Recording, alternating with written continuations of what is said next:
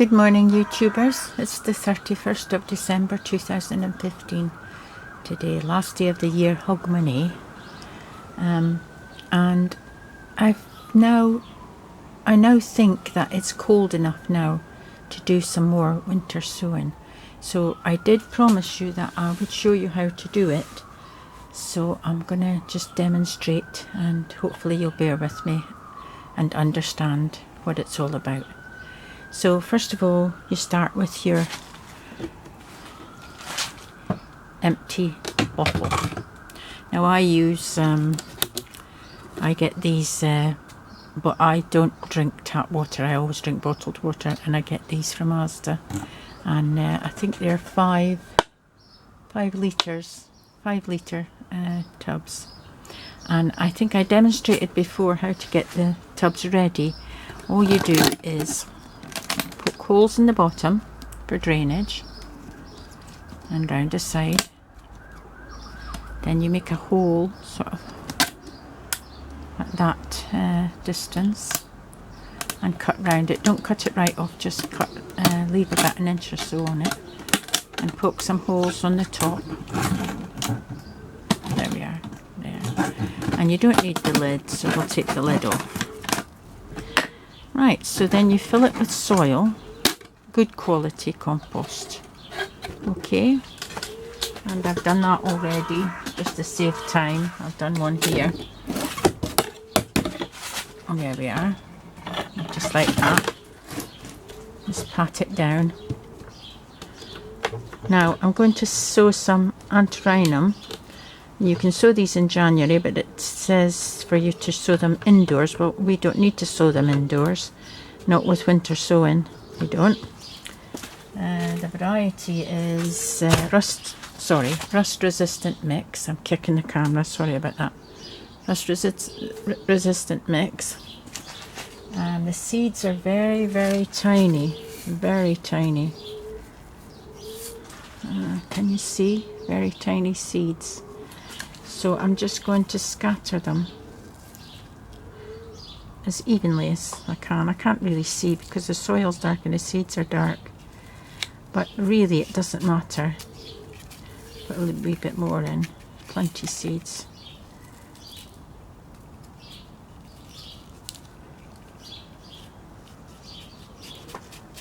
And there we are. It should be enough. I'm not even going to cover these because the seeds are so tiny. I'm just going to press down again so that they come into contact with the soil. There we are. Then next thing is a label. And we'll write what it is on it, which is antirrhinum.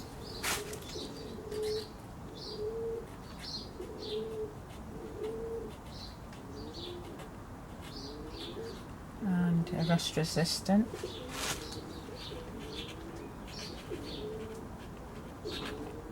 And I'll put the date on.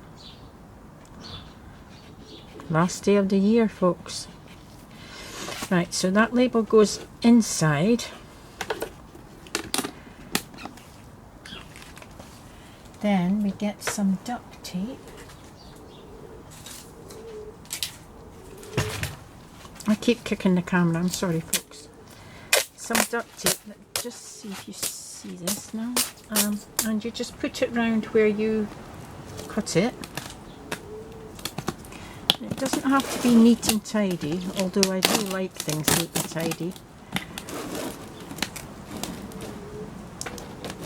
But you just have to make sure that you've got it sealed.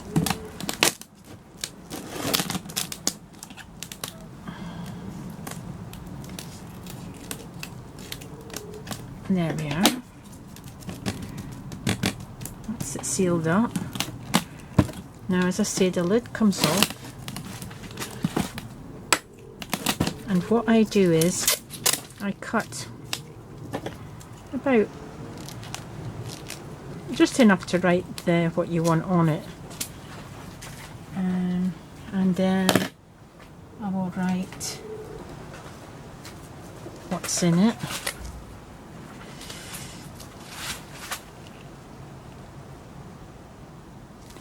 remember how to spell that. It's such a long name.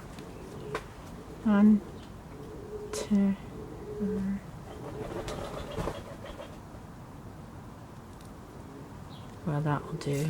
I know what that is. And then put the date on.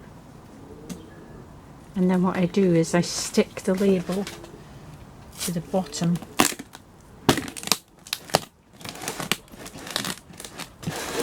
Make sure that's stuck. I stick it to the bottom of the container. Just like that. Hopefully you can see that. Yeah. Now the sun will bleach the label inside, but it won't bleach that because it'll be underneath. So that's all you do, and then you just stick this out in the elements, and hopefully come say February time you'll be seeing them coming up. Now I'm just going to show you the other ones I did earlier on, and it wasn't cold enough for them, and what's happened is they've all begun to sprout. So I'll just let you see them. Just bear with me and I'll bring them in and let you see them. Now folks, these were the ones that I planted earlier on in the month, and I thought it was cold enough, but lo and behold, everything's growing. There's lupins over there, there's cornflowers there, but they'll be fine. But there's cabbage there. And there's kohlrabi. There's sunflowers, they'll be fine because I'll put them in a polytunnel. There's spinach.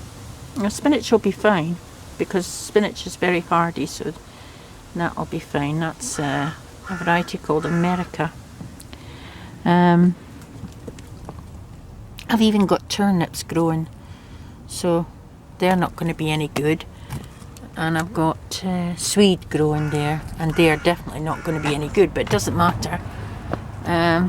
What have I got here? Cosmos, and there's one coming through there, but that's good because they're not coming through.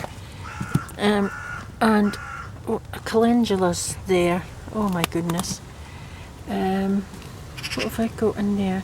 That's rutabaga, and it hasn't germinated, so that's good. And I've got, what have I got here? More calendulas. Sunflowers, that's fine. Rutabaga, I've got one coming through, that's okay. Sweet peas. I even put celery in here, but it's fine, it's not coming through. So we will save what we can save, and there's hollyhocks, that's fine, they're hardy, they're coming through. But I think the cabbage and the swede, I think we've lost them. We will have lost them because it's too early for them. But I think everything else will be fine because it's all hardy. So I think everything else will be fine.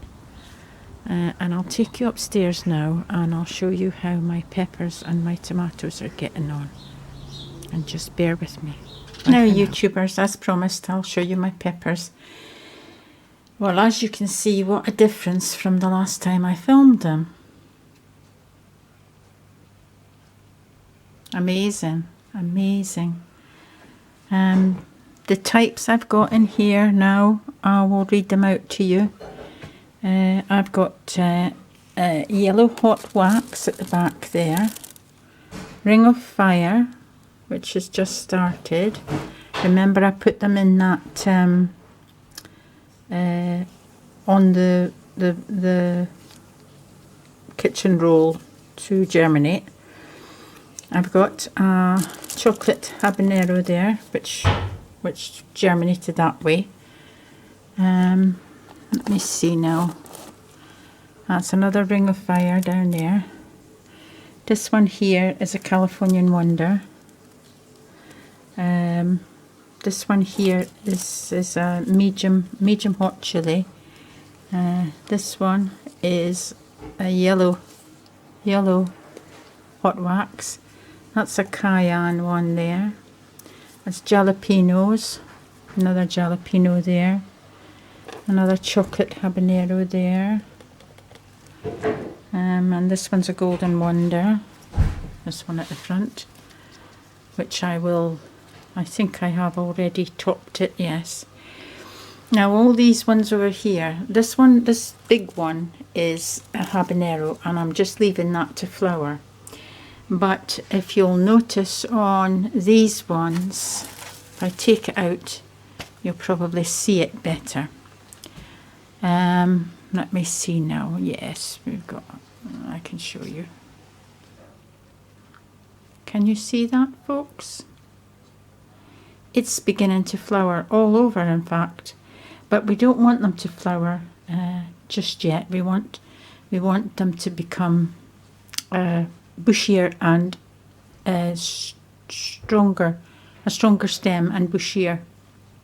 So what I'll do is I'll cut all the flowers off and let it continue growing, continue to make good roots, continue to make a good thick stalk and more leaves, and then I'll let it flower. But for the time being, I'm not letting them flower. Back here I have, that's a medium hot chili there.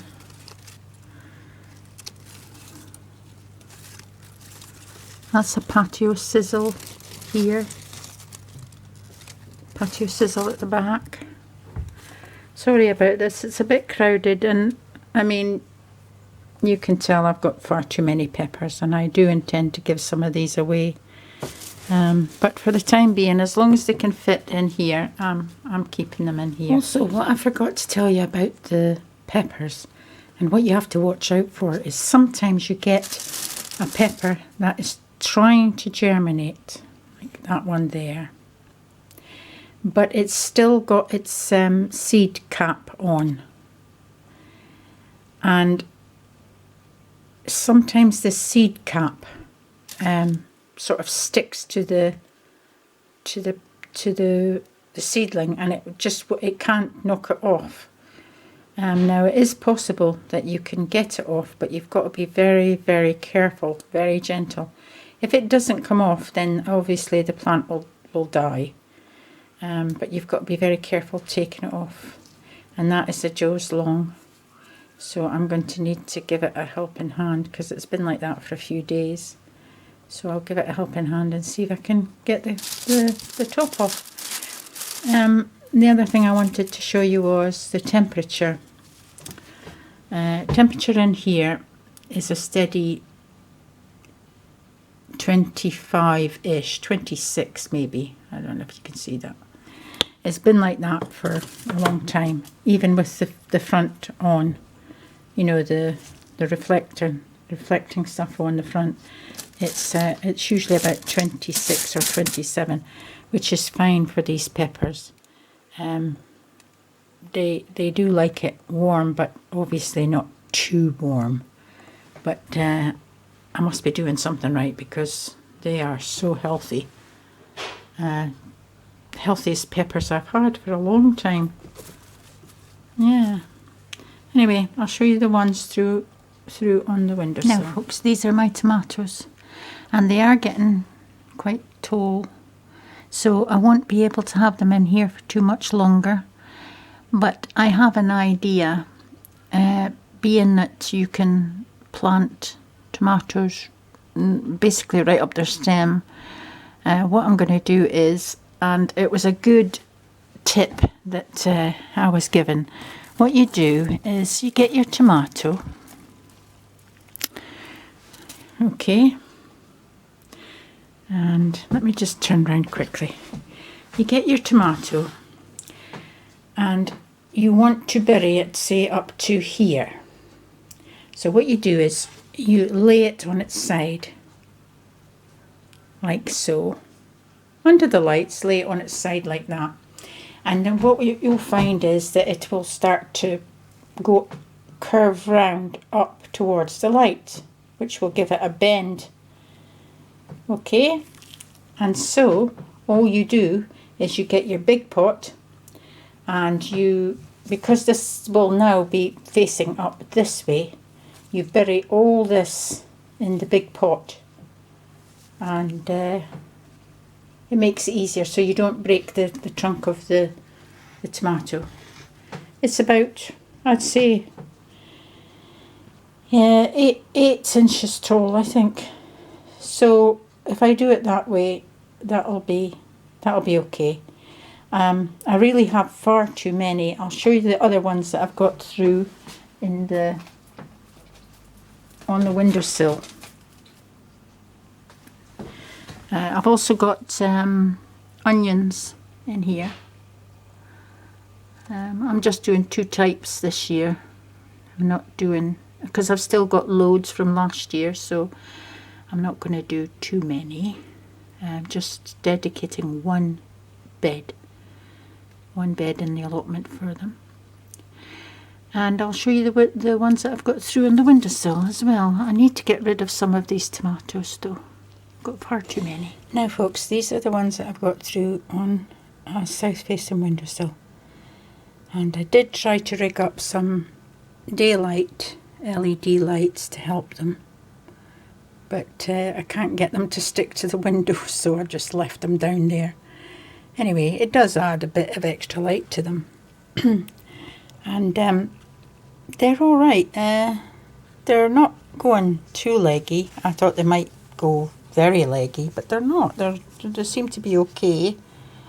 These lights, these LED lights are very bright, and they're left on until about 11 o'clock at night. And what I did was I took 2 of the peppers through here, and this one I've had on this windowsill for about a week, and it's growing slowly, but the leaves are fine. And this one I just took through not so long ago, a couple of days ago. It's a bit bigger obviously, so it doesn't look too bad.